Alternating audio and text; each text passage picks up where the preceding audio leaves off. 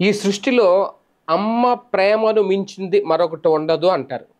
వాస్తవానికి ఇది పాతకాలం నాటి మాట అని అనాలేమో. ఈ మధ్య కాలంలో కొంతమంది తల్లులు ప్రవర్తిస్తున్న తీరు చూస్తూ ఉంటే, పిల్లల్ని చిత్రహింసలు పెడుతున్న తీరు చూస్తూ ఉంటే, అది కూడా ప్రియుడు వలలో పడి, అంటే మొగుడుంటాడు, భర్త కాకుండా ప్రియుడు వలలో పడి ఆహ్, కన్న పిల్లల్ని కూడా చిత్రహింసలు పెట్టడం. కొంతమంది అయితే చంపేస్తున్నారు కూడా పిల్లల్ని. అంటే ఇక్కడ ఇంక కన్న తల్లి ప్రేమ ఎక్కడ కనిపిస్తోంది? అంటే వాళ్ళ మైండ్ సెట్ ఎటు వెళ్ళిపోతోంది?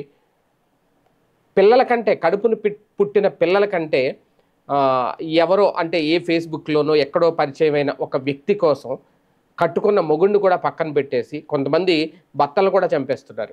ఇప్పుడు తాజాగా ఇలాంటి సంఘటనే సంగారెడ్డిలో చోటు చేసుకుంది. ముగ్గురు పిల్లల్ని ఆహ్, అతి కర్కశంగా చంపేసింది కన్నతల్లి. అర్ధరాత్రి నిద్రిస్తున్న సమయంలో అంటే ఒక రకంగా ఈ సంఘటన ఎలా జరిగింది అంటే, ఎక్కడ జరిగిందంటే, ఇది వారం క్రితం జరిగింది. ఇప్పుడు తాజాగా వెలుగులోకి వచ్చింది. సంగారెడ్డి జిల్లా అమీన్పూర్‌లో జరిగిందట ఈ ఘటన. కన్నతల్లే కసాయిగా మారింది అనేది ఇక్కడ పోలీసులు తెలిపిన వివరాల ప్రకారం చూసుకుంటే, మెదక్పల్లికి చెందిన ఆవూరి చింతల చెన్నయ్య 50 సంవత్సరాలు, మొదటి భార్య చనిపోయింది.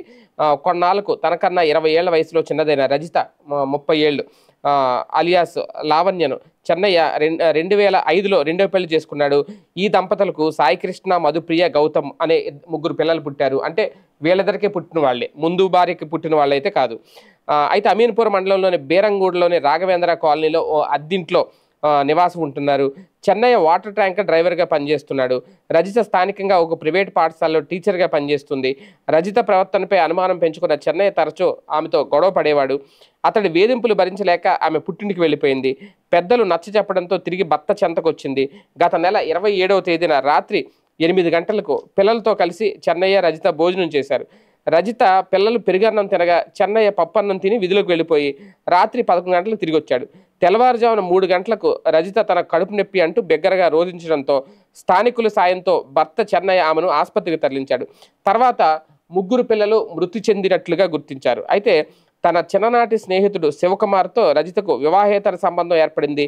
భర్త చెన్నయ్యను వదిలేసి వస్తాను అని చెప్పి తనను పెళ్లి చేసుకోవాలని శివను కోరిందట. నీకు ముగ్గురు పిల్లలు ఉన్నారు కదా, కుదరదు అని అతడు చెప్తే వారిని అడ్డు తొలగించుకొని వస్తాను అని చెప్పి రజిత అతడు చెప్పిందట. దీనికి అతడు సరే అన్నాడు.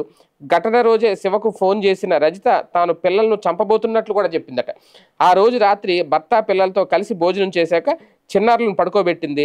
భర్త విధులకు వెళ్ళిపోయాక నిద్రలో ఉన్న పిల్లల్ని చంపేసిందట ఆమె.